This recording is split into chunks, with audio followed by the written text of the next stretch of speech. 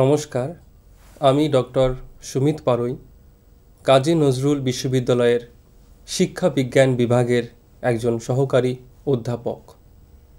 আজকের এই ভিডিও লেকচারে সকল শিক্ষার্থীদের আমি স্বাগত জানাই। এই ভিডিও লেকচারটি এক ভারত শ্রেষ্ঠ ভারত প্রজেক্টের একটি অংশ, যা গুজরাট সরকারের আর্থিক সহায়তায় IITE অর্থাৎ Indian institute of teacher education Gandhinagar দ্বারা পরিচালিত।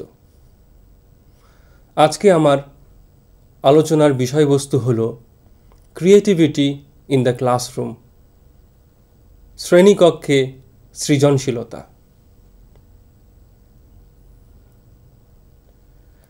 ক্রিয়েটিভিটি ইন দ্য ক্লাসরুম অর্থাৎ শ্রেণীকক্ষে সৃজনশীলতা। আমরা তোমাদের যদি জিজ্ঞাসা করা হয় কয়েকজন সৃজনশীল ব্যক্তিদের নাম বলো, তাহলে তোমরা অনেক নামই তোমরা বলবে, যেমন Rabindranath Thakur, Kazi Nazrul Islam, Leonardo da Vinci, Thomas Edison, এরকম অনেকজনের নামই তোমরা বলতে পারবে। আমাদের সমাজে আমরা দেখেছি, আমরা বই পড়ে আমরা শুনেছি বা জেনেছি যে বিভিন্ন মানুষ অনেক কিছু সৃষ্টি করছে, অনেক কিছু আবিষ্কার করেছে। তাদের মধ্যে সৃজনশীলতা আমরা লক্ষ্য করেছি।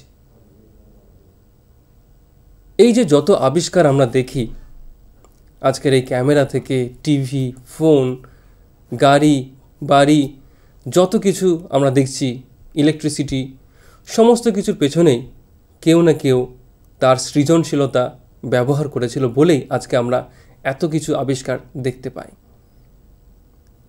এই যে আবিষ্কারগুলি আমরা দেখতে পাচ্ছি এবং এই যে কয়েকজনের নাম আমরা এক্ষুনি আলোচনা করলাম, এরকম এই মহান ব্যক্তিদেরকে আমরা কেন সৃজনশীল বলে থাকি? এমন কি করেছে তারা যে তাদেরকে আমরা সৃজনশীল বলে থাকি? যদি আমরা তাদের কাজকর্মগুলিকে লক্ষ্য করে থাকি, তাহলে আমরা এটাই দেখব যে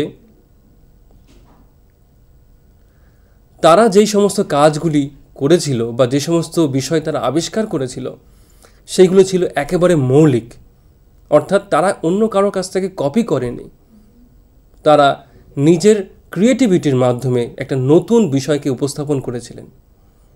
আর দ্বিতীয়ত যে বিষয়টি আমরা তাদের কাজের মাধ্যমে দেখতে পাই, সেটি হলো তাদের এই কাজটি সমাজের বা মানুষের জীবনে কিছু উপকার করেছিল, সমাজের জন্য এটা উপকৃত, সমাজের উপকারে লেগেছে। তাই ক্রিয়েটিভিটি হতে গেলে বা কোনো কাজকে যদি আমরা ক্রিয়েটিভিটি যদি বলতে পারি, তাহলে এই দুটো শর্ত আমাদেরকে মানতেই হবে। প্রথমটি, এই কাজটি যেন মৌলিক হয়, এবং দ্বিতীয়, এই কাজটি যেন সমাজের বা মানুষের জীবনে উপকারী হতে পারে। ক্রিয়েটিভিটি দু রকমের হতে পারে। একটি আমরা বৃহৎ ক্ষেত্রে দেখতে পারি, বা আমরা এই APJ আব্দুল কালাম বা রবীন্দ্রনাথ ঠাকুর বা কাজী নজরুল ইসলাম এদের মতনও হতে পারে। বা ক্রিয়েটিভিটি আমরা দৈনন্দিন জীবনেও কিন্তু আমরা ছোট ছোট কাজের মাধ্যমে কিন্তু প্রয়োগ করতে পারি। কয়েকটা দৈনন্দিন জীবনে ধরো জামা ভাঁজ করা, রান্না করা বা কোনো কিছু লেখা, এইগুলোর মধ্যেও যদি আমি কোনো সময় নতুনত্ব কিছু নিয়ে আসি, সেটাকেও কিন্তু আমি ক্রিয়েটিভিটি বলতে পারি। আমি বলছি না যে সবাইকেই রবীন্দ্রনাথ ঠাকুর হতে হবে বা কাজী নজরুল ইসলাম বা থমাস এডিসন এদের মতন হতে হবে, এমন নয়। আমাদের ছোট ছোট কাজেও কিন্তু আমরা চাইলে সৃজনশীল হতে পারি। এবং শিক্ষাগত দিক থেকে যদি আমরা দেখি, এদিক থেকে শিক্ষকের ভূমিকা কিন্তু ভীষণ। শিক্ষক যদি এমনভাবে পাঠদান করেন যার মাধ্যমে শিক্ষার্থীদের সৃজনশীলতার বিকাশ ঘটে, তাহলে কিন্তু পড়াশোনাটা বেশ মজারই হয়। পড়াশোনার উন্নতি ঘটবে, কোয়ালিটি কিন্তু বৃদ্ধি পাবে, কোয়ালিটি বৃদ্ধি পাবে এডুকেশনের। তাই শিক্ষকের উচিত যে কিভাবে শিক্ষার্থীদের মধ্যে সৃজনশীলতার বিকাশ নিয়ে আসা যেতে পারে। এবং বলা যায় না যে শ্রেণীকক্ষে হয়তো কোনো একটা ছেলে হয়তো বসে রয়েছে, হয়তো আগামী দিনে সে হয়তো রবীন্দ্রনাথ ঠাকুরের মতন হতে পারে, বা থমাস এডিসনের মতন হতে পারে, বা লিওনার্দো ভিঞ্চির মতন হতে পারে। আমরা বলতেই অসম্ভব কিছুই নেই সেখানে। আজকের কোনো শিশুর মধ্যে বড় কিছু হওয়ার পোটেনশিয়াল থাকতেই পারে। অতএব সেই দিক থেকে শিক্ষককে আরও সচেতন হতে হবে। এবং শিক্ষাক্ষেত্রে তো অবশ্যই সৃজনশীলতা প্রয়োজন রয়েছে। এছাড়াও আমাদের দৈনন্দিন জীবনে যে সমস্ত প্রবলেমগুলো আমরা ফেস করি, যে সমস্ত সমস্যার সম্মুখীন হই আমরা, সেগুলোকেও সমাধান করতে গেলে আমাকে কিছু না কিছু সৃজনশীলতা প্রয়োগ করতেই হয়। ফর এক্সাম্পল, এই যে ধরো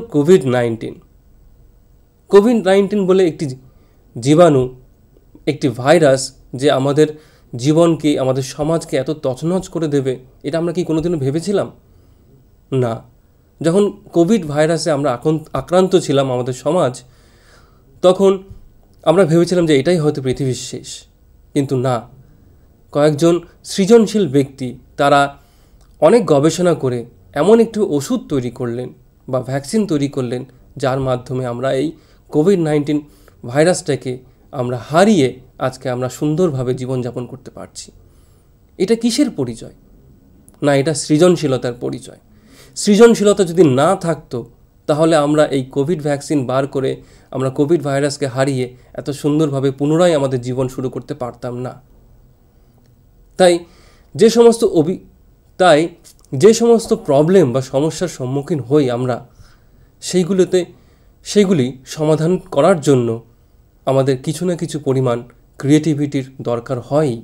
সেই কারণে মা বাবা, গুরুজন বা শিক্ষক, এদের ভূমিকা ভীষণ, যে কীভাবে ছেলেমেয়েদের মধ্যে ক্রিয়েটিভিটির বিকাশ ঘটানো যেতে পারে, তারা যেন তাদের বিভিন্ন সমস্যাগুলো সুন্দরভাবে সমাধান করে জীবনের জন্য এগিয়ে যেতে পারে এবং নতুন নতুন জিনিস আবিষ্কার করে জীবনটাকে যেন আরও সহজ সরল করে তোলে। এটাই হচ্ছে ক্রিয়েটিভিটি। তাই আসুন আজকে আমরা এই মর্মে এই টপিক রিলেটেড কয়েকটি বিষয় আলোচনা করে নিই। সেগুলি হলো, প্রথমত সৃজনশীলতা কাকে বলে, এর ধারণা কী। দ্বিতীয়ত একজন সৃজনশীল ব্যক্তির কি কি বৈশিষ্ট্য থাকে। তৃতীয়ত কিভাবে একজন শিক্ষক তার শিক্ষার্থীদের আরও সৃজনশীল করতে পারেন, এটাও আমরা দেখে নেব। চতুর্থ, শিক্ষকদের সৃজনশীলতার চেক তালিকাগুলি কি কি। এবং পঞ্চম, কিভাবে সৃজনশীলতা পরিমাপ করা হয়। তো আসুন আমরা এই বিষয়গুলি এক এক করে আলোচনা করে নিই। সৃজনশীলতার ধারণা আলোচনা করার আগে আমরা দেখে নিই যে সৃজনশীলতা সম্পর্কে কি কি সংজ্ঞা রয়েছে, কয়েকটি গুরুত্বপূর্ণ সংজ্ঞা। ফর এক্সাম্পল, স্ট্যাগনার অ্যান্ড কারওয়াক্সি তারা কি বলছেন? তারা বলছেন যে creativity implies the production of totally or partially novel identity, অর্থাৎ সম্পূর্ণ বা আংশিকভাবে নতুন কোনো বিষয়ের উদ্ভাবনকেই সৃজনশীলতা বলে। এখানে দুটো বিষয় খুবই ইম্পর্ট্যান্ট।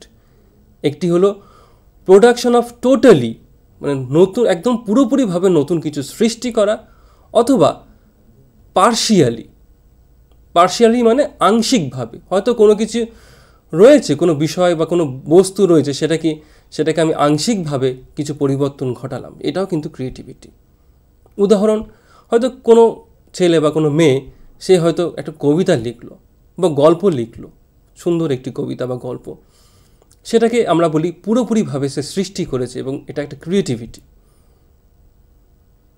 এবং আর একটা এক্সাম্পল, যে বিভিন্ন রিমিক্সড গান আমরা শুনতে পাই এখনকার দিনে, যে পুরনো দিনের মোহাম্মদ রফি বা লতা মঙ্গেশকরের বিভিন্ন যে পুরনো গানগুলো রয়েছে, সেইগুলো এখন নতুন মিউজিক দিয়ে অরিজিৎ সিং বা শ্রেয়া ঘোষাল এরা সুন্দরভাবে এই গানগুলোকে উপস্থাপন করেছে বা রিমিক্স করেছে। এটাকেও কিন্তু আমরা বলে থাকি ক্রিয়েটিভিটি। এটা আমরা পার্শিয়ালি আমরা করছি। গানগুলো অলরেডি ছিল, কিন্তু সেখানে নতুন নতুন মিউজিক দিয়ে আরও আমি শ্রুতি মধুর করে তুললাম। এইটাকে আমরা বলে থাকি, এটাকেও আমরা বলে থাকি ক্রিয়েটিভিটি। এরপরের যে ডেফিনেশন রয়েছে সেটা হলো স্পিয়ারম্যানের ডেফিনেশন। তিনি যেটা বলছেন যে creativity is the power of the human mind to create new contents by transforming relations and there by generating new correlates. অর্থাৎ বিভিন্ন বিষয়ের মধ্যে বিশ্লেষণ করে বা সংযোগ স্থাপনের মাধ্যমে নতুন কোনো বিষয়বস্তু উদ্ভাবনের মানসিক শক্তিকেই সৃজনশীলতা বলা হয়। অর্থাৎ এখানে আমরা যেই বিষয়গুলো দেখে নেব সেটি হলো যে রিলেশন, বিভিন্ন বিষয়ের মধ্যে রিলেশন বার করা, বিশ্লেষণ করা, করে নতুন একটা জিনিসকে সৃষ্টি করা। উদাহরণ ফোন যখন টেলিফোন যখন প্রথম আসে তখন আমরা কীরকমভাবে দেখেছি? ফোনে কথা বলার জন্য স্পিকার আলাদা এবং ডায়ালিং প্যাড সেটা আলাদা থাকে। পরবর্তীকালে কি হলো না মোবাইল সৃষ্টি হলো, না আমরা মোবাইল নিয়ে এক জায়গা থেকে অন্য জায়গায় চলতে চলতেও আমরা কথা বলতে পারি, এবং সেখানে শুধু কিপ্যাড ছিল। পরবর্তীকালে সেখানে একটা স্ক্রিন আসলো, এবং পরবর্তীকালে ক্যামেরা আসলো ফোনের মধ্যে। তারপরে টর্চ লাইট থেকে শুরু করে এখন আমরা টিভিও দেখতে পারি মোবাইলে। অর্থাৎ একটা জিনিসের সঙ্গে আর একটা জিনিসের সম্পর্ক স্থাপন করে একটা নতুন জিনিস তৈরি করা হচ্ছে। অর্থাৎ ক্যামেরা এটা আলাদাভাবে ছিল আর ফোন আলাদাভাবে ছিল, কিন্তু কেউ এই দুটোর মধ্যে এমনভাবে সম্পর্ক তৈরি করেছে যে একটা ডিভাইসের মাধ্যমে আমি ফোনও করতে পারছি আবার ফটোও তুলতে পারছি। তো এইটাও কিন্তু ক্রিয়েটিভিটি, একটা নতুন কিছু আবিষ্কার হলো এর মাধ্যমে। পরের ডেফিনেশন এম.জে. লেভিন, তিনি যেটা বলছেন যে creativity is the ability to discover new solutions to problems or to produce new ideas, inventions or works of art. It is a special form of thinking, a new way of viewing the world and interacting with it in a manner different from that of the general population. অর্থাৎ কোনো নতুন সমস্যার সমাধান বার করা, কোনো নতুন ধারণা বা আবিষ্কার বা শিল্পকর্ম সৃষ্টি করার ক্ষমতাকেই সৃজনশীলতা বলে। এটি হলো জগৎকে একেবারে অন্য দৃষ্টিকোণ থেকে দেখা। তো এখানেও এই ডেফিনেশন থেকেও আমরা কয়েকটা বিষয় খুঁজে পাই। সেটা হলো যে new solutions two problems. Creativity মানে হলো নিউ সলিউশনস টু প্রবলেমস। অর্থাৎ কোনো সমস্যার একটা অভিনব একটি সমাধান আমি খুঁজে পেলাম। ফর এক্সাম্পল, যখন গ্রাহাম বেল প্রথম টেলিফোন আবিষ্কার করলেন, তার আগে একটা সমস্যা ছিল যে কোনো মানুষ দূরে গেলে তার সাথে আমি সংযোগ করতে পারতাম না। হয়তো কোনো একজন ব্যক্তি, সে মিলিটারিতে চাকরি করে, সে হয়তো বাড়ির বাইরে রয়েছে, বাড়ির লোক জানতে পারছে না, তার সাথে সংযোগ স্থাপন করতে পারছে না। এবং পরবর্তীকালে যখন টেলিফোন আবিষ্কার হলো তখন মানুষ দূরে থাকলেও তার সাথে যোগাযোগ করা যায়। এই যে একটা সমস্যা, যে সমাধান গ্রাহাম বেল করলেন, সমাধান এনে নিলেন, এতে কিন্তু অনেকেরই উপকার হলো, এবং এটাকেও কিন্তু আমরা ক্রিয়েটিভিটি বলতে পারি। এরপরে টু প্রডিউস নিউ আইডিয়াস, নতুন নতুন আইডিয়া সৃষ্টি করা।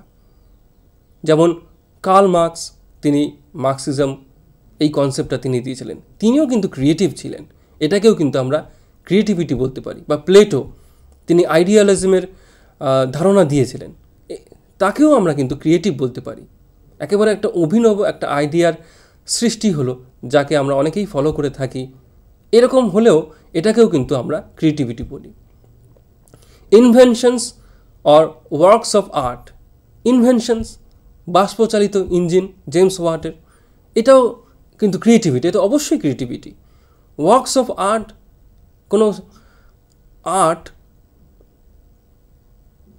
কোনো শিল্পকর্ম, শিল্পকর্ম, ফর এক্সাম্পল তাজমহল, এইটাও কিন্তু একটা সুন্দরভাবে আর্টের একটা নিদর্শন বলা যেতে পারে, এবং যেটাকে আমরা ক্রিয়েটিভ বলতে পারি। এটাও একটা ক্রিয়েটিভিটির নিদর্শন।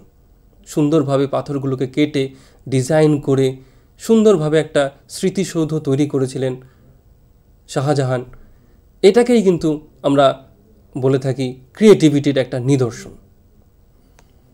তো ক্রিয়েটিভিটি মানে হলো আমরা দেখতে পাচ্ছি যে কোনো সমস্যার নতুন কোনো সলিউশন বার করা, কোনো নতুন কোনো আইডিয়া সৃষ্টি করা, কোনো কিছু ইনভেন্ট করা বা কোনো আর্ট ওয়ার্ক করা, এই সবগুলোই কিন্তু ক্রিয়েটিভিটির এক্সাম্পল। এর পরের ডেফিনেশনস রয়েছে প্যাপলিয়া অ্যান্ড ওল্ডস।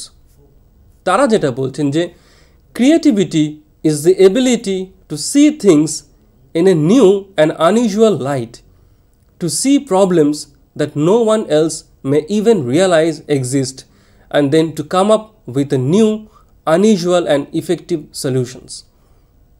অর্থাৎ কোনো একটি বিষয় বা সমস্যাকে একদম আলাদা দৃষ্টিকোণ থেকে দেখা, যা আগে কেউ দেখেনি বা সেটিকে সমস্যা বলে কেউ চিহ্নিতও করেনি, এবং এটি একটি মানসিক ক্ষমতা যার মাধ্যমে আমরা সেই সমস্যাটিকে সমাধান করে নতুন কোনো ধারণার বা সৃষ্টির জন্ম দিই।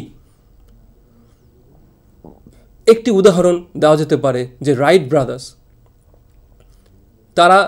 তাদেরকে বলা হয় যে এরোপ্লেনের জন্য তারাই আর কি সবথেকে বেশি অবদান দিয়েছিল, এবং তারাই এইটাকে একটা যে উড়োজাহাজ তৈরি করার ব্যাপারটাকে, এটাকে আলাদা দৃষ্টিকোণ থেকে দেখেছিল। তখন হয়তো কেউ ভাবেনি যে এমন একটা যান তৈরি করা হবে যেটা আকাশ থেকে উড়ে যাবে। এটা তাদের অনেকের কাছেই কিন্তু অবিশ্বাস্য ছিল। তখন তাদের চিন্তাভাবনার মধ্যেই ছিল না, কিন্তু দুজন ব্যক্তির মাথায় এটা ছিল, রাইট ব্রাদার্স। তারা গবেষণা করে, পরীক্ষা করে, এক্সপেরিমেন্ট করে এমনই একটা যান তৈরি করলেন যেটি কিনা আকাশে চলতে পারে, হাওয়ার উপর থেকে চলতে পারে। তাহলে কোনো সমস্যাকে একেবারে আলাদা দৃষ্টিকোণ থেকে দেখা। এবং আর একটাও উদাহরণ দেওয়া যেতে পারে যে হুইল চেয়ার। চেয়ার মানে তো আমরা জানি সেখানে বসে থাকা, কিন্তু চেয়ারের নিচে দুটো চাকা লাগিয়ে দিলে কি উপকার হয়? না, যারা পঙ্গু তারা এক স্থান থেকে অন্য স্থানে যেতে পারে সহজেই। তো কেউ না কেউ এই বুদ্ধিটা তো লাগিয়েছিল, এই বুদ্ধিটা বার করেছিল যে চাকার নিচে যদি চাকা লাগায় তাহলে এই পঙ্গু মানুষদের চলতে সুবিধা হয়। এই যে একটা নতুন আইডিয়া তারা সৃষ্টি করলেন, নিউ একটা ইনসাইট বলা যেতে পারে, নতুনভাবে নতুন দৃষ্টিকোণ থেকে কোনো কিছুকে দেখা, এটাকেই কিন্তু আমরা ক্রিয়েটিভিটি বলছি। এরপরের ডেফিনেশন উইলসন, গিলফোর্ড অ্যান্ড ক্রিসেনসন, তারা যেটা বলছেন, the creative process is any process by which something new is produced, an idea or an object including a new form or arrangement of old elements. The new creation must contribute to the solution of some problems. অর্থাৎ সৃজনশীলতা হলো এমন কোনো প্রক্রিয়া যার মাধ্যমে নতুন কোনো কিছু সৃষ্টি হয় বা সৃষ্টি হতে পারে। সেটি একটি ধারণা হতে পারে বা একটি বস্তু হতে পারে, সেটি পুরোপুরি নতুন হতে পারে বা পুরনো বিষয়টি নতুনভাবে উত্থাপিত হতে পারে। সে যাই হোক না কেন, সেটা যেন কোনো সমস্যা সমাধানে কাজে লাগে। এই বিষয়টাই কিন্তু আমরা এতক্ষণ আলোচনা করছিলাম, যে নতুন কিছু সৃষ্টি করা, নতুনত্ব নিয়ে আসা এবং এর মাধ্যমে কোনো সমস্যাকে সমাধান করা, এটাকেই কিন্তু আমরা ক্রিয়েটিভিটি বলে থাকি। এরপরে স্টার্নবার্গ অ্যান্ড লুবার্ট তারা কি বলছেন দেখা যাক। They defined creativity as the ability to produce work that is both novel, that is original, unexpected and appropriate, that is useful concerning task constraints. অর্থাৎ অভিনব এবং উপযোগী কোনো কাজ করার ক্ষমতাকেই সৃজনশীলতা বলা হয়। অর্থাৎ যেটা আমরা প্রথমেই একেবারে আলোচনা করছিলাম, যে ক্রিয়েটিভিটির দুটো শর্তই হলো যে এটিকে প্রথমত অভিনব হতে হবে এবং দ্বিতীয়ত এটি উপযোগী হতে হবে। এই দুটো শর্ত থাকলেই কোনো কাজকে আমরা ক্রিয়েটিভ বলতে পারি। উদাহরণ, আমাদের অনেক এনজিওস আমরা দেখি, কোনো এনজিও রয়েছে তারা গরিব শিশুদেরকে লালন পালন করে, কোনো এনজিও রয়েছে তারা হয়তো পরিবেশকে বাঁচায়, এবং নতুন নতুন আইডিয়া তারা অভিনব পদ্ধতিতে তারা নতুন নতুন আইডিয়া বাস্তবে পরিণত করে এবং বাস্তবে পরিণত করে সমাজের উপকার করে। অর্থাৎ তাদের মধ্যে একটা ক্রিয়েটিভিটি আমরা দেখতে পাচ্ছি। তারা যেই কাজগুলো তারা করে, বিভিন্ন এনজিওসগুলো তারা অনেকটাই ক্রিয়েটিভলি করে। মানে কে চাইবে যে একটা শিশু বা আমরা কতটাই বা সচেতন পরিবেশ সম্পর্কে বা গরিব মানুষ বা ছেলে মেয়েদের সম্পর্কে, গরিব ছেলে মেয়েদের সম্পর্কে।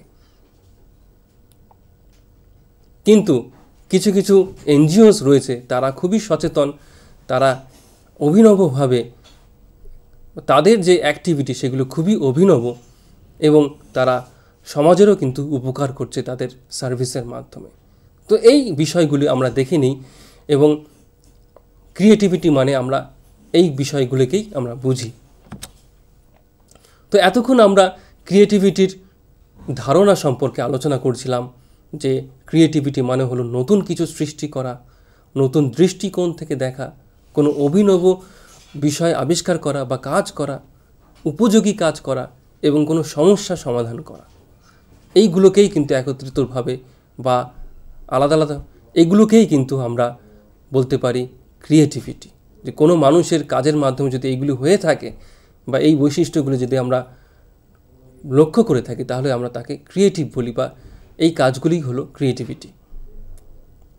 এরপরে আমরা যে বিষয়গুলো দেখে নেব সেটি হলো সৃজনশীলতার প্রক্রিয়া বা প্রসেস অফ ক্রিয়েটিভিটি। ক্রিয়েটিভিটি যখন কোনো মানুষ যখন কোনো ক্রিয়েটিভ কাজ করে তখন তার মধ্যে সাধারণত 4টি প্রক্রিয়া দেখা যায়। প্রথমটি হলো প্রিপারেশন, প্রস্তুতির পর্যায়। দ্বিতীয় ইনকিউবেশন, সুপ্ত ক্রিয়াশীল পর্যায়। তৃতীয় ইনসাইট, সমাধানের উদ্ভাসন। চতুর্থ ইভ্যালুয়েশন বা সত্যতা বিচার। প্রথমটা হচ্ছে প্রিপারেশন। অর্থাৎ যখন কোনো একজন ব্যক্তি কোনো একটা সমস্যাকে চিহ্নিত করলো, চিহ্নিত করার পর সে যখন খোঁজে যে সবথেকে ভালো সমাধান কি হতে পারে, চিন্তা ভাবনা করছে যে এই সমস্যাটাকে কিভাবে সমাধান করা যেতে পারে সবথেকে ভালো। এই যে চিন্তা ভাবনার মধ্যে একজন মানুষ ডুবে থাকে সবসময় যে কিভাবে ওই সমস্যাটাকে সমাধান করা যায়, এই পর্যায়টাকেই আমরা বলে থাকি প্রিপারেশন। এরপরে হচ্ছে ইনকিউবেশন। ইনকিউবেশন কথাটা আসলে ঠিক ডিমে তা দেওয়ার কথাই মনে পড়ে সবার। মুরগি যখন ডিমে তা দেয় তখন বাইরে থেকে ডিমের উপর কিছু করা হয় না, জাস্ট ডিমের তাপমাত্রা বজায় রাখা হয় এবং ডিম এবং মুরগির বাচ্চা ডিম থেকে আপনা আপনি ফুটে ওঠে। ঠিক সেরকমই এই স্তরে একজন ব্যক্তি সে তার চিন্তাভাবনাকে চেতন স্তর থেকে অবচেতন স্তরে নিয়ে আসে। সে হয়তো তার ব্যবহারিক জীবনে বিভিন্ন কাজ করছে ঠিকই, কিন্তু মনের কোনো গোপনে বা মনের ভিতরে সে কিন্তু ওই সমস্যাটাকে নিয়ে চিন্তা ভাবনা করছে যে কিভাবে সমাধান করা যায়। এটা তার মনের ভিতরে কিন্তু চলতেই থাকছে। এই প্রক্রিয়াটাকেই আমরা বলে থাকি ইনকিউবেশন। এরপরে ইনসাইট বা সমাধানের উদ্ভাসন। ইনসাইট কিন্তু হঠাৎ করে আসে। এতদিন এই ব্যক্তিটা একটা সমস্যার সমাধান করার চেষ্টা করছিল এবং এই চেষ্টার ফলেই কিন্তু তার হঠাৎ করে একটা আইডিয়া চলে আসে, ইনসাইট। এবং এই ইনসাইটের মাধ্যমেই কিন্তু সে কোনো সমস্যাটির সমাধান করতে পারে। ইনসাইট কথাটা বললেই আমাদের জেস্টাল্ট সাইকোলজির কথা মনে পড়ে যায়, যে কিভাবে জেস্টাল্ট সাইকোলজিতে একটি পরীক্ষা শিম্পাঞ্জির উপরে হয়েছিল। সেই পরীক্ষাটির কথা আমরা মনে করি। সেটা হলো যে শিম্পাঞ্জিটি খাঁচার মধ্যে ছিল এবং খাঁচার মধ্যে কয়েক টুকরো লাঠি ছিল এবং খাঁচার বাইরে একাধিক কলা ছিল।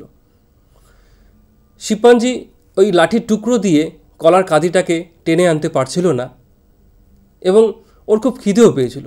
তখন হঠাৎ করে তার মাথায় বুদ্ধি আসলো যে এই লাঠির টুকরোগুলোকে তো একসাথে জোড়া লাগানো যেতে পারে। তখন ও লাঠির টুকরোগুলোকে একসাথে জোড়া লাগালো। তারপরে ওই লাঠি দিয়ে লাঠিটা যখন লম্বা হলো, সেই লাঠিটা দিয়ে ও কলার কাঁদিটাকে টেনে খাঁচার কাছে এনে তারপরে কলাগুলোকে খেলো। এই যে হঠাৎ করে শিম্পাঞ্জির মধ্যে বুদ্ধি চলে আসলো বা দৃষ্টিকোণ আসলো, এই বিষয়টাকেই আমরা বলে থাকি ইনসাইট। ইনসাইটের মাধ্যমেই কিন্তু আমরা সমস্ত ক্রিয়েটিভ কাজকর্মগুলো করে থাকি। যদি কোনো সময় কোনো ব্যক্তি কোনো ক্রিয়েটিভ কাজ করেছেন, তাহলে আমাদের বুঝতে হবে যে নিশ্চয়ই তিনি একটি ইনসাইট পেয়েছিলেন। এবং লাস্ট যে প্রসেস যেটা আমরা করে থাকি সেটা হলো ইভ্যালুয়েশন, অর্থাৎ যেই অন্তর্দৃষ্টিটা আমরা পেলাম সেটা আমরা একবার ভালো করে তার সত্যতা বিচার করে নিই যে এই আইডিয়াটা প্রয়োগ করলে আমি কি সমস্যাটা সমাধান করতে পারবো, আমার কাছে কি প্রয়োজনীয় সময় এবং অর্থ আছে এটা প্রয়োগ করার জন্য, বা এই যে আইডিয়াটা পেলাম এটা দিয়ে আমার কি খুব বেশি খরচা হবে না তো। এই বিষয়গুলো আমরা তখন মূল্যায়ন করে থাকি। অন্তর্দৃষ্টির মূল্যায়ন আমরা এই প্রক্রিয়াতে করে থাকি। তাহলে আমরা দেখলাম যে ক্রিয়েটিভিটির প্রসেসের মধ্যে 4টে প্রসেস আমরা দেখতে পাই। সেটি হলো প্রিপারেশন, ইনকিউবেশন, ইনসাইট এবং ইভ্যালুয়েশন। এই 4টে প্রসেসই মাধ্যমে কিন্তু যে কোনো ব্যক্তি ক্রিয়েটিভ কাজ করে থাকে। এরপরে আমরা যেটা দেখে নেব সেটা হলো যে সৃজনশীল ব্যক্তির বৈশিষ্ট্য বা characteristics of A creative person. তো প্রথমেই একজন ক্রিয়েটিভ পারসনের যে ক্যারেক্টারিস্টিক্স লক্ষ্য করা যায় সেটা হলো ফ্লুয়েন্সি বা সাবলীলতা। সাবলীলতা অনেক রকম হতে পারে, যেমন শব্দগত সাবলীলতা অর্থাৎ ওয়ার্ড ফ্লুয়েন্সি। শব্দগত সাবলীলতা মানে হলো দ্রুত নতুন নতুন শব্দ ব্যবহার করা। অর্থাৎ কোনো ব্যক্তি যদি দ্রুত নতুন নতুন শব্দ তার কথার মাধ্যমে যদি ব্যবহার করে থাকে, তাহলে আমরা তাকে বলতে পারি তার মধ্যে ফ্লুয়েন্সি আছে, তার মধ্যে ক্রিয়েটিভিটির একটি বৈশিষ্ট্য রয়েছে। এ প্রসঙ্গে আমাদের দেশেরই একটা রাজনৈতিক নেতা শশী থারুর, তার কথোপকথন, তার বক্তৃতা যখন আমরা শুনি তখন কিন্তু অনেক নতুন নতুন ওয়ার্ড আমরা কিন্তু শুনি। অতএব আমরা বলতে পারি যে তার মধ্যে ওয়ার্ড ফ্লুয়েন্সি ব্যাপারটা রয়েছে। দ্বিতীয় যেই ফ্লুয়েন্সি ব্যাপারটা আমরা দেখি সেটা হলো অনুষঙ্গমূলক সাবলীলতা বা অ্যাসোসিয়েটিভ ফ্লুয়েন্সি। অ্যাসোসিয়েটিভ ফ্লুয়েন্সির একটা এক্সাম্পল হলো যে কোনো ঘটনাকে বা কোনো বিষয়কে অন্য একটি বিষয়ের সঙ্গে রিলেট করা বা সম্পর্ক স্থাপন করা। ফর এক্সাম্পল, আমরা হয়তো ক্লাসে আমরা হয়তো স্কুলে বাংলাতে পড়েছি একটা কথা, একটা লাইন যেটা মনে পড়ছে এই মুহূর্তে আমার, সেটা হলো সীতা ছাড়া আমি যেন মণিহারা ফণি, সীতা বিনা আমি যেন মণিহারা ফণি। অর্থাৎ এখানে সীতা যে চলে গেছে বা সীতাকে রাবণ অপহরণ করে নিয়ে গেছে এবং রাবণ সীতাকে মিস করছে বা তার অভাব ফিল করছে, এইটাকে বোঝানোর জন্য কবি তাকে একটা সাপের সাথে তুলনা করেছে। সাপ যেরকম মণি ছাড়া সে ছটফট করতে থাকে, সে থাকতে পারে না একাকি, সেরকমভাবে রামেরও সেরকম ফিলিংটা হচ্ছে। তো এই যে একটা অনুষঙ্গ, রামের সিচুয়েশনের সঙ্গে একটা মণিহারা ফণির তুলনা করা, এটাকেই আমরা বলছি অনুষঙ্গমূলক সাবলীলতা। এরকম ধরনের বিভিন্ন কবিতাতে, গল্পতে আমরা হাজার হাজার উদাহরণ এরকম দেখতে পাই। অর্থাৎ সেই সমস্ত ব্যক্তিদের কিন্তু ফ্লুয়েন্সি বা অনুষঙ্গমূলক সাবলীলতা অনেক রয়েছে এবং তারা ক্রিয়েটিভ। এরপরে প্রকাশমূলক সাবলীলতা বা এক্সপ্রেসিভ ফ্লুয়েন্সি, অর্থাৎ যারা সহজেই নিজের মনের কথা খুব সহজেই সুন্দরভাবে বর্ণনা করতে পারে বা কোনো কিছু তারা সুন্দরভাবে প্রকাশ করতে পারে, তাদেরকে আমরা বলে থাকি এক্সপ্রেসিভ ফ্লুয়েন্সি তাদের মধ্যে রয়েছে, অর্থাৎ তারা ক্রিয়েটিভ। এক্সাম্পল, আমরা ইউটিউবে হয়তো বিভিন্ন অডিও গল্পগুলো শুনি, মিরের গল্পগুলো রয়েছে বা এসব গল্প করি, এগুলোতে অনেক আর্টিস্টরা রয়েছে, তারা কত সুন্দরভাবে তারা গল্পগুলোকে বলে, কত সুন্দরভাবে তারা ব্যক্ত করে বিভিন্ন বিষয়গুলোকে। তো তাদের মধ্যে এক্সপ্রেসিভ ফ্লুয়েন্সি রয়েছে। বা যারা নিউজ অ্যাঙ্কার, তাদের মধ্যেও কিন্তু খুব সুন্দর এক্সপ্রেসিভ ফ্লুয়েন্সি থাকে, তারাও কিন্তু ক্রিয়েটিভ। এবং আদর্শগত সাবলীলতা বা আইডিয়াল ফ্লুয়েন্সি, মানে যে সমস্ত ব্যক্তি যারা খুব সহজেই, খুব তাড়াতাড়ি বা দ্রুততার সঙ্গে বিভিন্ন আইডিয়া জেনারেট করতে পারে, তাদেরকে আমরা বলে থাকি যে তাদের মধ্যে আইডিয়াল ফ্লুয়েন্সি আছে এবং তারা ক্রিয়েটিভ। যে কোনো সমস্যাই হোক না কেন, তারা খুব তাড়াতাড়ি কোনো একটা সলিউশন বা আইডিয়া তারা খুঁজে পায়। এরকম ধরনের ব্যক্তিদের মধ্যে কিন্তু এই আদর্শগত সাবলীলতা ভীষণ পরিমাণে আছে। এরপরে ফ্লেক্সিবিলিটি, নমনীয়তা। স্বতঃস্ফূর্ত নমনীয়তা, ফ্লেক্সিবিলিটি দুরকম হতে পারে। স্বতঃস্ফূর্ত নমনীয়তা বা স্পন্টিনিয়াস ফ্লেক্সিবিলিটি এবং অভিযোজনমূলক নমনীয়তা বা অ্যাডাপটিভ ফ্লেক্সিবিলিটি। স্বতঃস্ফূর্ত নমনীয়তা মানে হলো শিক্ষার্থী স্বাচ্ছন্দ্যের সঙ্গে নতুন নতুন যে কোনো চিন্তাভাবনা সৃষ্টি করতে পারে। গতানুগতিক পরম্পরা, সংকীর্ণতা, আড়ষ্টতা, এগুলো কিছুই এই ধরনের ব্যক্তির উপরে প্রভাব ফেলে না। উদাহরণস্বরূপ, যদি ছাত্রছাত্রীদেরকে জিজ্ঞাসা করা হয় খবরের কাগজকে আমরা কীভাবে ব্যবহার করতে পারি, তাহলে যারা ক্রিয়েটিভ, যাদের মধ্যে ফ্লেক্সিবিলিটি আছে, তারা শুধু এটাই বলবে না যে খবর কাগজের মাধ্যমে আমরা শুধু সাম্প্রতিক ঘটনাই সম্পর্কে জানি বা নিউজ পড়তে পারি, এটাই শুধু বলবে না, খবরের কাগজ দিয়ে আমরা অনেক কিছুই করতে পারি। বিভিন্ন ব্যবহারগুলো সে তখন বলবে। এছাড়া অভিযোজনমূলক নমনীয়তা, অর্থাৎ যে সমস্ত ব্যক্তি তারা খুব সহজেই বিভিন্ন পরিবেশের সঙ্গে খুব সুন্দরভাবে মানিয়ে নিতে পারে, অভিযোজন করতে পারে, তাদের মধ্যে কিন্তু এই অভিযোজনমূলক নমনীয়তা দেখা যায় এবং তাদেরকে আমরা ক্রিয়েটিভ বলি। তারা হয়তো শহরে কোনো পার্টিতে গেল, সেখানেও সুন্দরভাবে তারা অ্যাডজাস্ট করতে পারে, মনে হয় যে অনেক দিন ধরে সে হয়তো পার্টিতে যাচ্ছে। আবার গ্রামেও যদি সে কোনো প্রত্যন্ত গ্রামেও যদি সে যায়, সেখানেও হয়তো সুন্দরভাবে গ্রামের মানুষের সঙ্গে সে বসবাস করতে পারছে, মনে হয় যে সে গ্রামেরই বাসিন্দা। এরকম ধরনের যদি ব্যক্তিত্বের কোনো মানুষকে আমরা দেখি, তাহলে আমরা বলতে পারবো যে তার মধ্যে অ্যাডাপটিভ ফ্লেক্সিবিলিটি অনেক বেশি আছে এবং সে কিন্তু একটি ক্রিয়েটিভ মানুষ। কারণ তার অ্যাডজাস্টমেন্টের মাধ্যমে সে তার ক্রিয়েটিভিটিটাকে প্রকাশ করছে। এরপরে অরিজিনালিটি, এটা তো একটা শর্তই, যেটা আমরা দেখলাম যে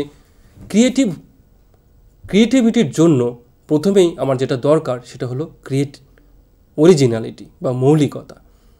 আমরা সবাই জানি যে আমরা প্রত্যেকেই কিন্তু অনন্য, আমাদের নিজস্ব ক্ষমতাগুলি রয়েছে এবং এই ক্ষমতা দিয়ে আমরা যদি নিজস্ব কাজ যদি করি, বিভিন্ন জিনিস যদি সৃষ্টি করি এবং অপরের থেকে যদি কপি না করি, অপরেরটা যদি পুরোপুরিভাবে একেবারে দেখে যদি কাজ সেরকম যদি না করি, তাহলে আমরা বলতে পারি যে আমরা মৌলিক। কিন্তু আমরা যদি আমাদের লেখায় বা আমাদের কাজকর্মে যদি আমরা অন্যের কপি করি বা একই জিনিস আমরা লিখি, তাহলে কিন্তু আমাদের মধ্যে মৌলিকতা থাকে না।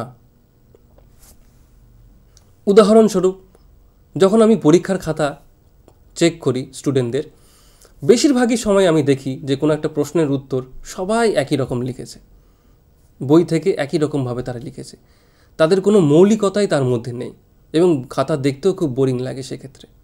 কিন্তু কিছু কিছু স্টুডেন্টরা আছে যারা কিন্তু তাদের নিজস্বতা দিয়ে মৌলিকভাবে খুব সুন্দরভাবে তাদের উত্তরগুলো লেখে। অর্থাৎ ক্রিয়েটিভিটি হওয়ার জন্য কিন্তু মৌলিকতা ভীষণ ভীষণ দরকার। এবং আমরা সবাই যদি একই রকম আচরণ করি, তাহলে কিন্তু খুবই মুশকিল। আমাদের মধ্যে ভিন্নতা থাকা বা ডাইভার্সিটি থাকাটা কিন্তু খুবই দরকার। একটা মানুষকে যদি প্রতিদিন ডাল ভাত খেতে দেওয়া হয়, সকালে রাত্রে ডাল ভাত, তাহলে তার কি ভালো লাগবে? না, ভালো লাগবে না। বিভিন্ন রকমের স্বাদ তার চাই। সেরকমভাবে প্রত্যেক মানুষ অনন্য, প্রত্যেক মানুষের নিজস্বতা রয়েছে, প্রত্যেক মানুষ নিজস্ব ক্ষমতা দিয়ে নতুন নতুন কিছু সৃষ্টি করতে পারে এবং শিক্ষককে সেইটাই করতে হবে। শিক্ষককে সেই ক্ষমতাগুলিরই বিকাশ ঘটাতে হবে তার স্টুডেন্টদের মধ্যে। তাহলেই আমাদের সমাজটা কিন্তু আরও ভালো হয়ে যাবে এবং আমাদের স্টুডেন্টরা কিন্তু অনেক ক্রিয়েটিভ হবে। এরপরে এলাবোরেশন বা সম্প্রসারণ ক্ষমতা, অর্থাৎ যারা ক্রিয়েটিভ তারা কিন্তু অল্প কিছু বিষয়বস্তু দিয়েই অনেক কিছু তৈরি করতে পারে বা অনেক কিছু বলতে পারে। এরকম ধরনের মানুষও আমরা কিন্তু সমাজে দেখতে পাই এবং আমরা ওদেরকে সমাজে দেখতে পাই। এরপরে টলারেন্স অফ অ্যাম্বিগুইটি, অর্থাৎ দ্ব্যর্থতার সহনশীলতা। অ্যাম্বিগুইটি মানে দুটো অপোজিট আইডিয়াকে, যেগুলো আমরা সাধারণ মানুষ হয়তো দুটো বিষয়কে আমরা অপোজিট দেখি, কিন্তু যারা ক্রিয়েটিভ তারা কিন্তু এদের মধ্যেও কিন্তু সম্পর্ক তৈরি করতে পারে। এক্সাম্পল, যে আমরা ধরো এখন বেশিরভাগ সময় দই দিয়ে বিভিন্ন আইটেম রান্না করি, দই চিকেন, দই দিয়ে মাটন রান্না করি, কিন্তু একবার চিন্তা করে দেখো যে কোথায় দই আর কোথায় মাটনের তরকারি বা চিকেনের তরকারি। আমরা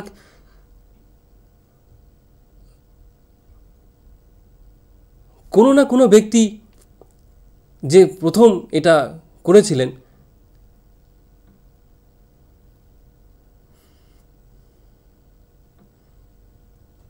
আমরা দই আলাদাভাবে খাই এবং চিকেন আলাদাভাবে খাই, কিন্তু কোনো না কোনো ব্যক্তি যার মধ্যে ক্রিয়েটিভিটি বেশি ছিল তিনি হয়তো সবার প্রথম দেখলেন যে দেখি তো রান্নার মধ্যে যদি দই দেওয়া যায় তাহলে ব্যাপারটা কেমন হয়, এবং দিয়ে দেখলেন যে সত্যি খেতেও খুব টেস্ট লাগে এবং দেখতেও ভালো লাগে।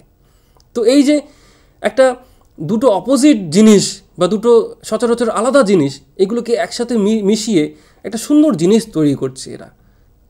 তো এই ধরনের বৈশিষ্ট্য ক্রিয়েটিভ মানুষের মধ্যে কিন্তু দেখা যায়।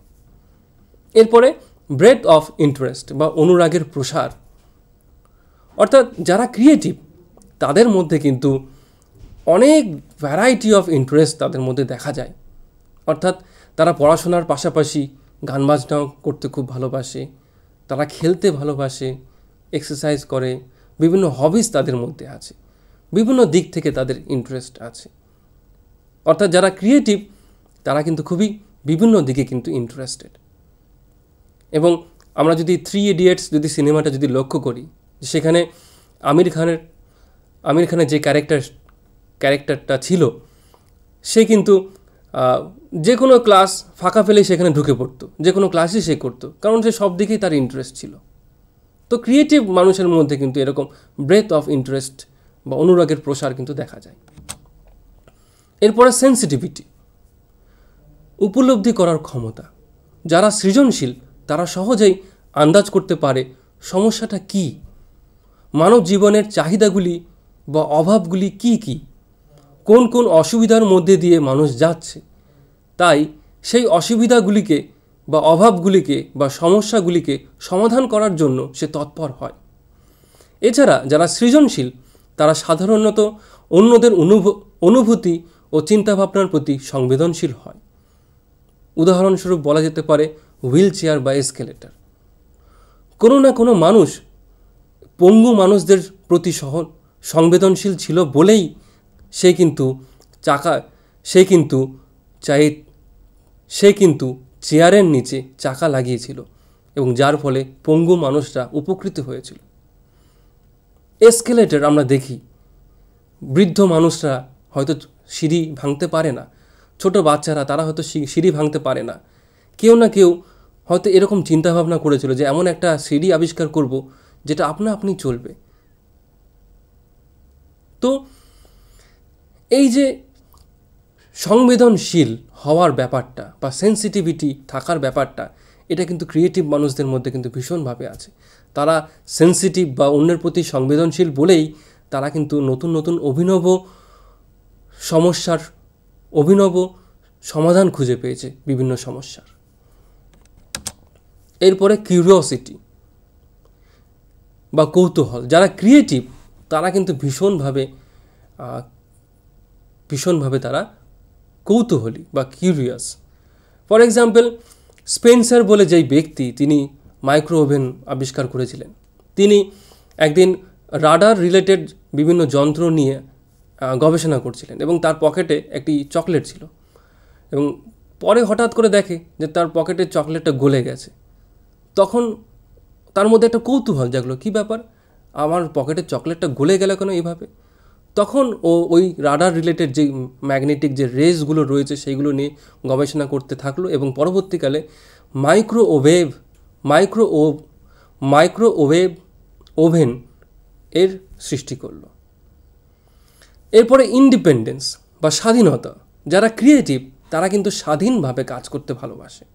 আমরা যদি বিভিন্ন সায়েন্টিস্ট অর্গানাইজেশনসগুলোকে যদি আমরা দেখি, নাসা বা ইসরো, এখানে কিন্তু পুরোপুরি স্বাধীনতা দেওয়া হয়।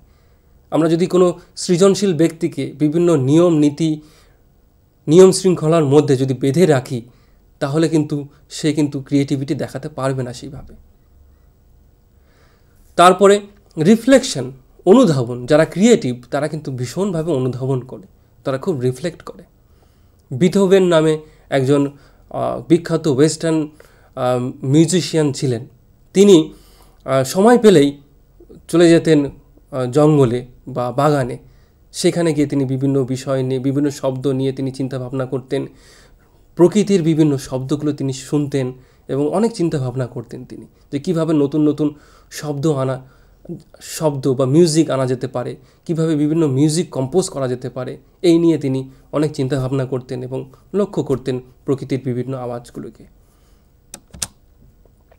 এরপরে অ্যাকশন বা বাস্তবে পরিণত করা। যারা ক্রিয়েটিভ তারা শুধু চিন্তাভাবনাই করে না, তারা কিন্তু বাস্তবেও পরিণত করে তাদের চিন্তাভাবনাকে বা তাদের আইডিয়াকে। এরপরে কনসেন্ট্রেশন অ্যান্ড পারসিস্টেন্স, একাগ্রতা এবং জেদি মনোভাব। যারা কিউরিয়াস, যারা ক্রিয়েটিভ, তারা কিন্তু ভীষণভাবে কনসেন্ট্রেশন দিতে পারে এবং তাদের মধ্যে পারসিস্টেন্স ব্যাপারটা কিন্তু অনেক বেশি। কনসেন্ট্রেশন বলতেই আমার একজনের কথা মনে পড়ে, সেটি হলো স্বামী বিবেকানন্দ। যে কীভাবে, যে কতটা পরিমাণ কনসেন্ট্রেশন তিনি দিতে পারেন যখন তিনি বিভিন্ন বইগুলো পড়েন। এবং এটা শোনাও গেছে যে তিনি লাইব্রেরি থেকে বিভিন্ন বইগুলো নিয়ে খুব তাড়াতাড়ি তিনি জমা করে দিতেন এবং লাইব্রেরিয়ান তাকে জিজ্ঞাসা করছিলেন যে এগুলো কি সত্যিই আপনি পড়েন বইগুলো? তখন স্বামী বিবেকানন্দ বলেন যে আপনি তাহলে যে কোনো একটা বই থেকে প্রশ্ন জিজ্ঞাসা করুন। এবং লাইব্রেরিয়ান জিজ্ঞাসা করে এবং স্বামীজি কিন্তু সঠিক উত্তর দিতে পারে এবং পৃষ্ঠা সংখ্যাও বলে দেন। কী পরিমাণ কনসেন্ট্রেশন থাকলে এইগুলো করা যেতে পারে। এবং স্বামী বিবেকানন্দ তিনি কিন্তু ভীষণ একটা ক্রিয়েটিভ মানুষ ছিলেন। তিনি বেদান্তকে সুন্দরভাবে, সহজভাবে মানুষের জীবনের সঙ্গে তিনি কিন্তু জুড়ে দিয়েছিলেন এবং ওয়েস্টার্ন জগৎকে তিনি দেখিয়েছিলেন যে ভারতীয় দর্শন কী, কিন্তু সহজভাবে তিনি উপস্থাপন করতে পেরেছিলেন। এই কারণেই আমরা তাকে ক্রিয়েটিভ পার্সন বলে থাকি। কমিটমেন্ট। এরপরে যারা ক্রিয়েটিভ হয় তারা কিন্তু ভীষণভাবে কমিটমেন্ট থাকে তাদের মধ্যে, তারা প্রতিশ্রুতিবদ্ধ হয়ে কোনো কাজ করতে পারে। সেন্স অফ হিউমার বা রসিকতা বোধ। যারা কিউরিয়াস, যারা ক্রিয়েটিভ, তাদের মধ্যে কিন্তু ভীষণ পরিমাণে কিন্তু রসিকতা বোধ আছে। এরপরে এক্সপ্রেশন অফ টোটাল পার্সোনালিটি বা ব্যক্তিত্বের পূর্ণ অভিব্যক্তি। একজন সৃজনশীল ব্যক্তির মধ্যে উভয় নারী এবং পুরুষের চারিত্রিক বৈশিষ্ট্য ফুটে ওঠে। কোনো কোনো সময় পুরুষ সৃজনশীল ব্যক্তির মধ্যে নারীর চারিত্রিক বৈশিষ্ট্য ফুটে ওঠে, আবার কোনো কোনো সময় নারী সৃজনশীল ব্যক্তির মধ্যে পুরুষ চারিত্রিক বৈশিষ্ট্য ফুটে ওঠে। উদাহরণ, নারী চারিত্রিক বৈশিষ্ট্যগুলি যেমন সংবেদনশীলতা, আত্মসচেতনতা ও বিভিন্ন বিষয়ে ইন্টারেস্ট প্রভৃতি পুরুষ সৃজনশীল ব্যক্তির মধ্যে ফুটে ওঠে, তেমনি কোনো কোনো পুরুষ চারিত্রিক বৈশিষ্ট্য যেমন স্বাধীনতা, আত্মনির্ভরতা ও জবরদস্তি মনোভাব প্রভৃতি নারী সৃজনশীল ব্যক্তির মধ্যেও কিন্তু ফুটে ওঠে। এই পয়েন্টটা আলোচনা করার সময় আমার যার কথা মনে পড়ছে তিনি হলেন ঋতুপর্ণ ঘোষ। তিনি একজন ফিল্ম ডিরেক্টর ছিলেন এবং অনেক বাংলা সিনেমা তিনি তৈরি করেছিলেন যেগুলো খুবই ভালো। এবং তারই মতো বিভিন্ন যে ট্রান্সজেন্ডার মানুষ আমার জীবনে আমি দেখেছি, তারাও কিন্তু ভীষণভাবে কিন্তু ক্রিয়েটিভ হয়। তো এইগুলো ছিল সৃজনশীল মানুষের বিভিন্ন বৈশিষ্ট্যগুলি, যেগুলো আমরা এতক্ষণ আলোচনা করলাম। এখন আমরা আলোচনা করব আইডেন্টিফিকেশন অফ ক্রিয়েটিভ চিলড্রেন, অর্থাৎ সৃজনশীল শিক্ষার্থী চিহ্নিতকরণ। একটি শ্রেণী কক্ষে একজন শিক্ষক কিভাবে বুঝবেন যে তার শিক্ষার্থীরা সৃজনশীল? সেই কারণে কিছু কিছু প্রশ্ন জিজ্ঞাসা করা উচিত। সেগুলি হলো, প্রথমত, সৃজনশীল শিক্ষার্থীরা সেই জন্য কিছু কিছু বৈশিষ্ট্যগুলি,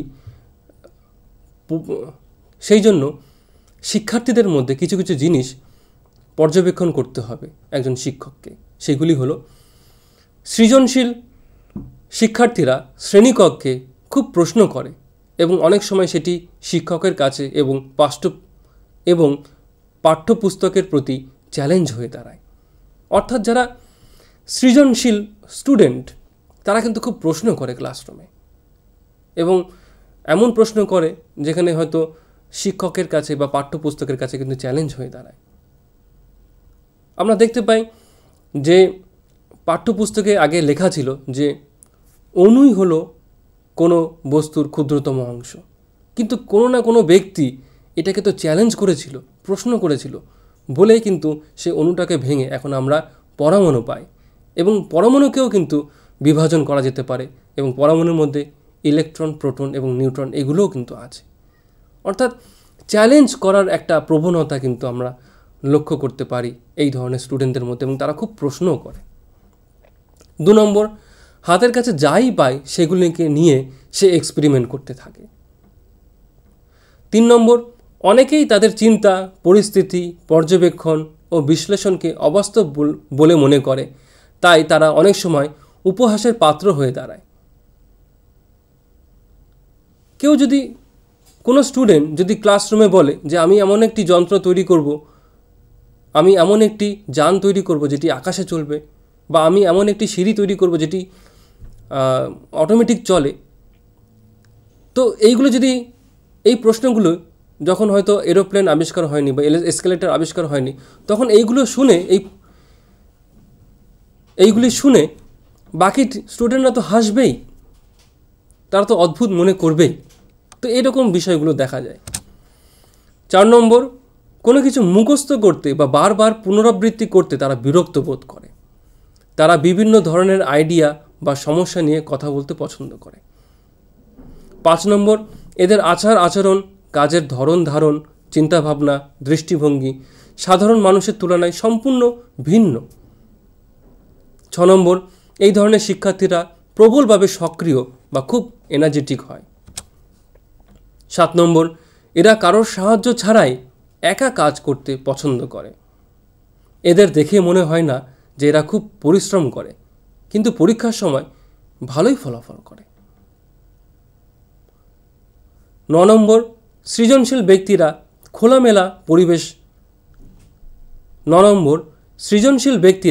খোলামেলা পরিবেশে স্বাচ্ছন্দ্য অনুভব করে। কঠোর অনুশাসনে এরা বিরক্ত বোধ করে। 10 নম্বর, এদের স্মৃতিশক্তি প্রখর ও অনুষঙ্গ রচনা করার বিশেষ ক্ষমতা থাকে। ব্ল্যাক। তো এতক্ষণ আমরা দেখছিলাম যে কোন কোন বিষয়গুলি লক্ষ্য করলে একজন শিক্ষক বুঝতে পারবেন যে তার শিক্ষার্থীদের মধ্যে ক্রিয়েটিভিটি আছে বা নেই। এখন আমরা যেই বিষয়টি আলোচনা করব সেটি হলো ways to encourage creativity in the students, বা শিক্ষার্থীদের মধ্যে কিভাবে আমি সৃজনশীলতা বৃদ্ধি করতে পারি তার বিভিন্ন উপায়গুলো আমরা এখন আলোচনা করে নেব। প্রথমে যে জিনিসটা করা যেতে পারে সেটা হলো যে একটি জিনিসের কত রকম ব্যবহার হতে পারে সেটা নিয়ে আমরা আলোচনা করতে পারি। ছাত্রছাত্রীদের মধ্যে চিন্তাশক্তির সাবলীলতা বৃদ্ধির জন্য শিক্ষক তাদেরকে জিজ্ঞাসা করতে পারেন যে ছোট ছোট সাধারণ জিনিস যেমন খবরের কাগজ, হাতুড়ি, কাগজের বাক্স, ক্লিপ ইত্যাদি দিয়ে আমরা কত রকমভাবে ব্যবহার করতে পারি, বা ব্ল্যাকবোর্ডে গোলক এঁকে শিক্ষক ছাত্রছাত্রীদেরকে জিজ্ঞাসা করতে পারেন বিভিন্ন জিনিসের নাম যাদের আকার গোল। এইরকমভাবে শিক্ষক ত্রিভুজ বা আয়তক্ষেত্র আকারের বিভিন্ন বস্তুর নাম জিজ্ঞাসা করতে পারেন।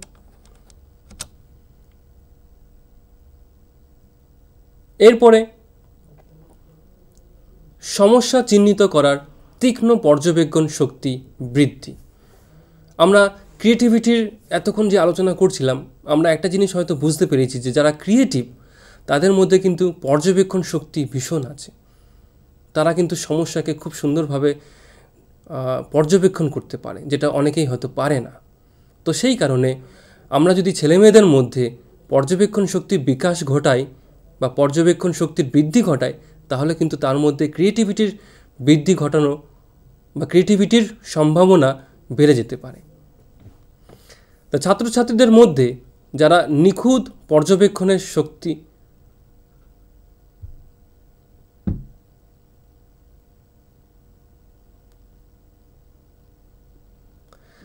ছাত্রছাত্রীদের মধ্যে যাতে নিখুঁত পর্যবেক্ষণের শক্তি জন্মায় বা তারা যেন আরও কৌতূহলী হয়, এর জন্য শিক্ষক ছাত্রছাত্রীদেরকে জানলা দিয়ে ক্লাসরুমের বাইরে দেখতে বলতে পারেন এবং তারা কী কী জিনিস দেখছে সেগুলো লিখতে বলতে পারেন।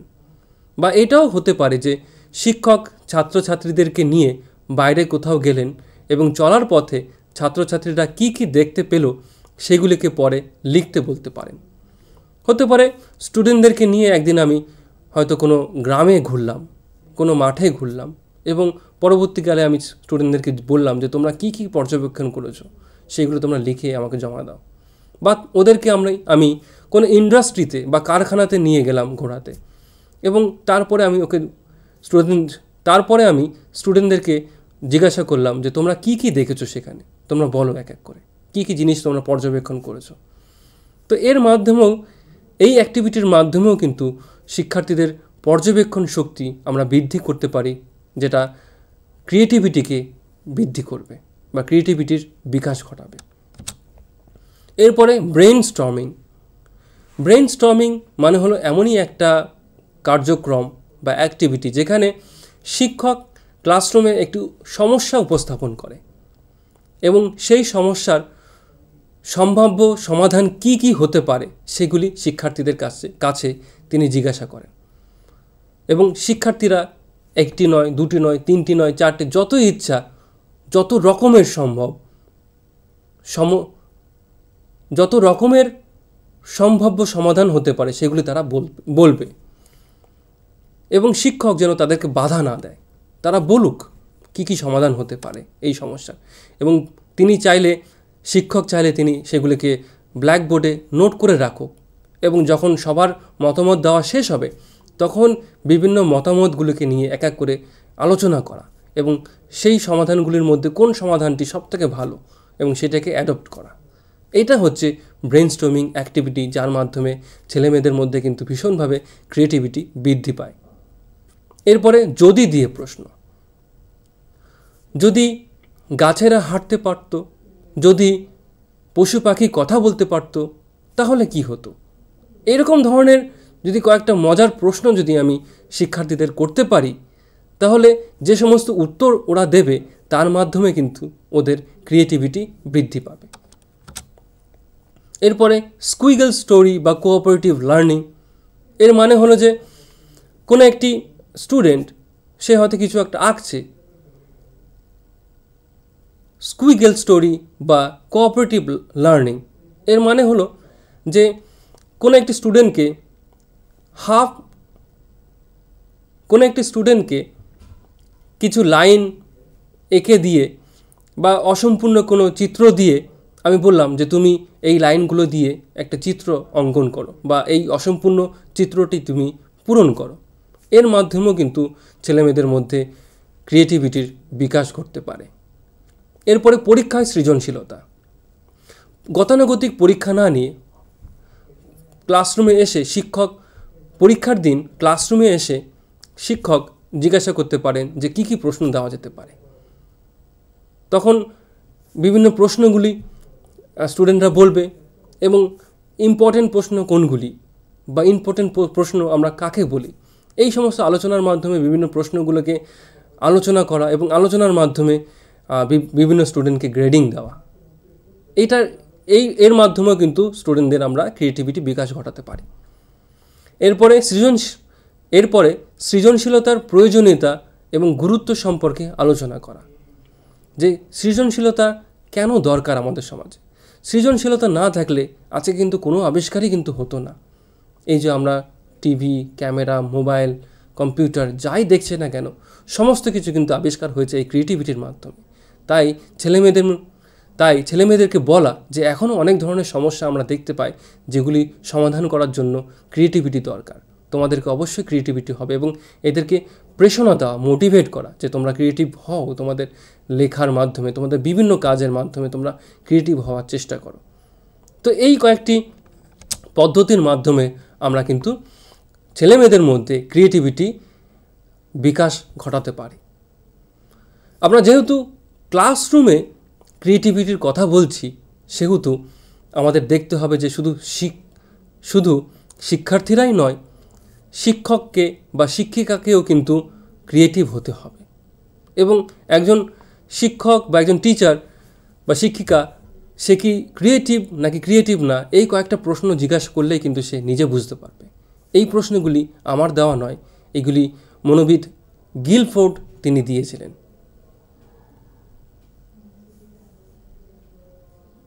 মনোবিদ জেপি গিলফোর্ড দিয়েছিলেন। প্রথম প্রশ্ন হলো শিক্ষকতাকে কি আপনি অন্তর থেকে ভালোবাসেন নাকি শুধুমাত্র অর্থ উপার্জনের জন্য এই পেশা গ্রহণ করেছেন? 2 নম্বর প্রশ্ন, 2 বছর বা 5 বছর বা 10 বছর আগে যেভাবে আপনি পড়াতেন, যে টপিকগুলি আপনি পড়াতেন, আজকেও কি সেই একই জিনিস একইভাবে পড়ান? 3 নম্বর, এই বছর আপনার শিখন পদ্ধতিতে কি নতুনত্ব আনছেন? 4 নম্বর, আপনি কি শিক্ষা বিজ্ঞানের বিভিন্ন বিষয় সম্পর্কে পড়েন বা আপনার বিষয় থেকে আলাদা অন্য কোনো বিষয় সম্পর্কে আপনি কি পড়তে ভালোবাসেন? আপনি কি প্রত্যেক শিক্ষার্থীর প্রতি সর্বদা যত্নশীল? আপনি কি প্রায়ই একটি শিক্ষার্থীর সঙ্গে আরেকটি শিক্ষার্থীর তুলনা করেন এবং কে কতটা ভালো হবে, কে কতটা মন্দ সেটা বিচার করেন? এটা যদি বিচার করি তাহলে কিন্তু আমরা যদি একটি স্টুডেন্টকে আরেকটা স্টুডেন্টের সাথে যদি কম্পেয়ার করি, তাহলে কিন্তু আমরা ক্রিয়েটিভিটি বিকাশ করতে পারবো না কোনোদিনও আমাদের ছেলেমেয়েদের মধ্যে। 6 নম্বর, পাঠ্যক্রমের নিয়মিত পরিবর্তনকে আপনি কি সমর্থন করেন? যদি সমর্থন করে তাহলে সে ক্রিয়েটিভ। আপনার পাঠদানের পদ্ধতি কি পুরোপুরি বা বেশিরভাগ বইয়ের উপর নির্ভর? যদি বইয়ের উপর নির্ভর হয়ে থাকে তাহলে কিন্তু তার মধ্যে ক্রিয়েটিভিটি নেই। 8 নম্বর, আপনার ক্লাসে শিক্ষার্থীরা কি তাদের নিজস্ব মতামত ব্যক্ত বা কোনো প্রশ্ন জিজ্ঞাসা করতে স্বাচ্ছন্দ্য বোধ করে? যদি করে তাহলে ক্রিয়েটিভ। 9 নম্বর, সৃজনশীলতা বৃদ্ধির জন্য আপনি কি ছাত্রছাত্রীদেরকে বিভিন্ন প্রজেক্টের কাজ দিয়ে থাকেন? তো এই কয়েকটি প্রশ্ন একজন শিক্ষক বা শিক্ষিকা সে নিজেকে জিজ্ঞাসা করতে পারেন এবং নিজেই চিন্তাভাবনা করতে পারেন যে সত্যি আপনি কি ক্রিয়েটিভ নাকি ক্রিয়েটিভ না ক্লাসরুমে। এরপরে যেই বিষয়টি আমরা আলোচনা করব সেটি হলো সৃজনশীলতা পরিমাপক অভিক্ষা বা ক্রিয়েটিভিটি টেস্টস। তো প্রথমে যেই টেস্টটি আমরা আলোচনা করব সেটি হলো Torrens tastes of creative thinking. Paul Torrens এই টেস্টটি সৃজনশীলতা মাপার জন্য তৈরি করেছিলেন। এই টেস্টে বাচনিক এবং অবাচনিক উভয়ই ভাগ আছে। প্রাথমিক থেকে উচ্চশিক্ষার শিক্ষার্থীরা এই টেস্ট দিতে পারেন। অবাচনিক ভাগে শিক্ষার্থীকে ভাষার ব্যবহার করতে হয় না, কিন্তু কিছু জিনিস আঁকতে হয়। অন্যদিকে বাচনিক ভাগে শিক্ষার্থীকে ভাষার ব্যবহার করতে হয়। অবাচনিক ভাগে কয়েকটি পাঠ্যক্রম হলো, অবাচনিক ভাগে কয়েকটি কার্যক্রম হলো figure or picture completion test. এখানে শিক্ষার্থীকে কিছু অসম্পূর্ণ ছবি দেওয়া হয়, তাকে বলা হয় সেগুলিকে সম্পূর্ণ করতে। তারপর সেই ছবির তিনি যেন একটি শিরোনাম দেন। তারপরে যেটা করতে হয় পিকচার অর ফিগারাল কনস্ট্রাকশন টেস্ট। এখানে শিক্ষার্থীকে কিছু রঙিন কাগজের টুকরো দেওয়া হয়। কাগজের টুকরোগুলি কোনোটি গোলাকৃতি, কোনোটি ত্রিভুজাকৃতির, বিভিন্ন রকমের হয়। তাকে বলা হয় এই কাগজের টুকরো দিয়ে কোনো ছবি বা ফিগার তৈরি করতে, তারপর সেই ছবির তিনি যেন একটি শিরোনাম দেন। তারপরে প্যারালাল লাইন্স টেস্ট।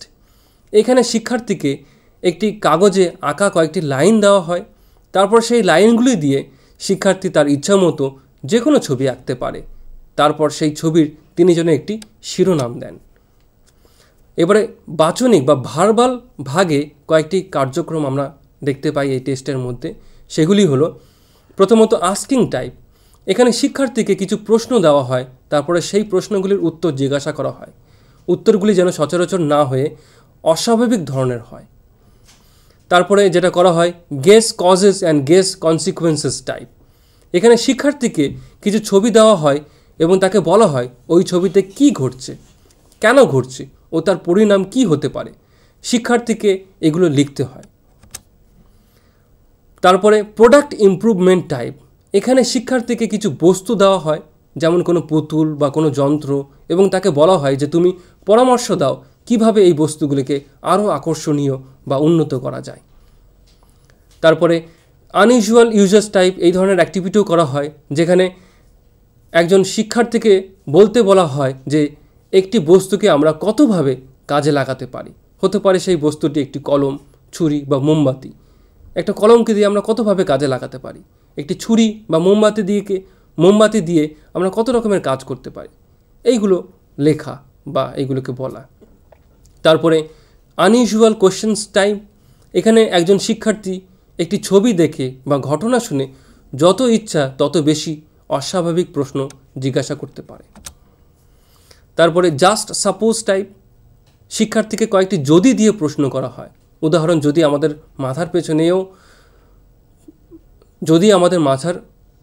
আমাদের মাথার পেছন দিকেও দুটি চোখ থাকতো তাহলে কি হতো। ছাত্রছাত্রীদের কাছ থেকে পাওয়া উত্তরগুলি সেটি বাচনিক অবাচনিক যাই হোক না কেন, সেগুলিকে সৃজনশীলতার 4টি নিরিখে স্কোর দিয়ে পরিমাপ করা হয়। সেই 4টি নিরিখ হলো সাবলীলতা, ফ্লুয়েন্সি, ফ্লেক্সিবিলিটি, এলাবোরেশন এবং অরিজিনালিটি। এরপরে আরেকটি টেস্ট আমরা দেখতে পাই, সেটা হলো Baqer Mehdi's verbal and non verbal test of creativity.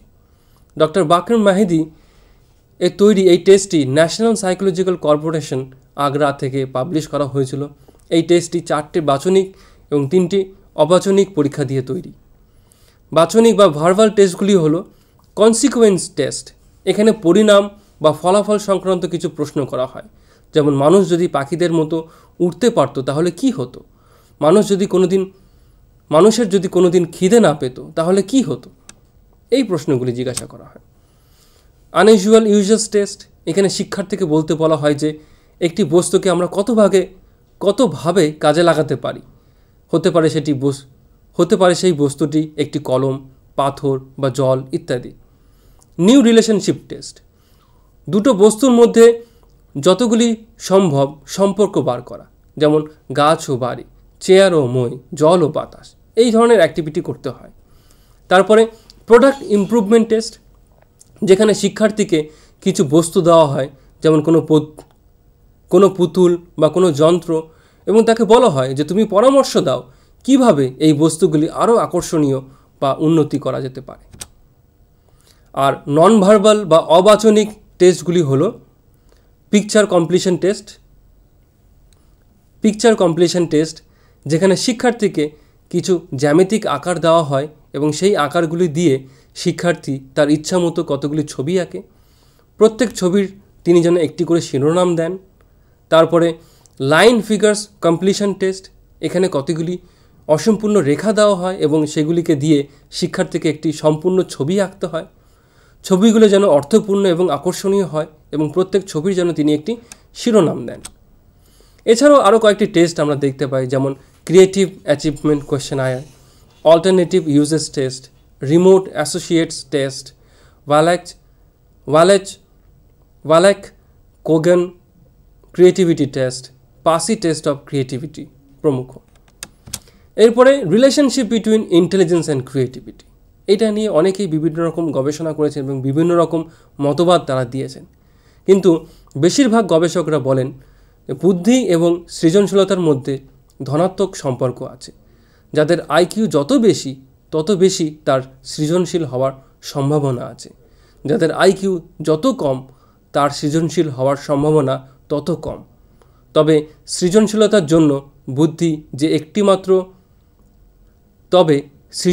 জন্য বুদ্ধি একটি প্রয়োজনীয় শর্ত হলেও এটি একটিমাত্র তা নয়। অর্থাৎ তাহলে আমরা এখানে দেখতে পাচ্ছি যে ইন্টেলিজেন্ট ব্যক্তি হলে সে কিন্তু ক্রিয়েটিভ হওয়ার চান্স তার অনেক বেশি থাকে। তো তাই আজকের এই আলোচনায় আমরা যে সমস্ত বিষয়গুলো দেখলাম সেগুলি হলো ক্রিয়েটিভিটির ধারণা কী, একটা নতুন কোনো কিছু সৃষ্টি করা, নতুনভাবে কোনো কিছুকে দেখা এবং অভিনব কোনো কিছু একটা তৈরি করা, যার মাধ্যমে অভিনব একটি সমস্যার সমাধান বার করা, এইগুলোকেই কিন্তু আমরা ক্রিয়েটিভিটি বলছি। এবং এরপরে আমরা দেখে নিলাম যে ক্রিয়েটিভিটির বৈশিষ্ট্যগুলো কী কী। তারপরে আমরা দেখে নিলাম যে শ্রেণীকক্ষে কিভাবে আমি চিনব যে কোন স্টুডেন্ট আমার ক্রিয়েটিভ আর কোন স্টুডেন্ট ক্রিয়েটিভ না, সেটাও আমরা দেখে নিলাম। আর টিচারদেরও দেখা উচিত এবং আর টিচারদেরও তাদের জন্য কিন্তু কয়েকটা প্রশ্ন থেকে গেল, তাদের জন্য কয়েকটি প্রশ্ন আমরা দেখে নিলাম যেগুলির মাধ্যমে তারা নিজেরাই বিচার করতে পারে তাদের ক্রিয়েটিভিটি, তারা নিজেরাই বিচার করতে পারে তারা কতটা ক্রিয়েটিভ বা ক্রিয়েটিভ না ক্লাসরুমে। এবং পরবর্তীকালে আমরা দেখলাম যে ক্রিয়েটিভিটি বৃদ্ধি করার জন্য কী কী টেকনিক আমরা ব্যবহার করতে পারি, এবং শেষে আমরা দেখলাম যে ক্রিয়েটিভিটি কীভাবে পরিমাপ করা হয় এবং ক্রিয়েটিভিটির সাথে ইন্টেলিজেন্সের কী সম্পর্ক আছে। আশা করি এই লেকচারটা সবাই বুঝতে পেরেছো এবং এই বিষয়গুলো তোমাদের ভালো লেগেছে এবং তোমরা উপকৃত হবে। ব্ল্যাক, আশা করি এই লেকচারটি সবার ভালো লেগেছে এবং এখান থেকে অনেক কিছু তোমরা শিখতে পেরেছো। এই প্রজেক্টে অংশগ্রহণ করে আমি গর্বিত বোধ করছি এবং আমাকে সুযোগ দেওয়ার জন্য IITE-কে অসংখ্য ধন্যবাদ জানাই। Thank you.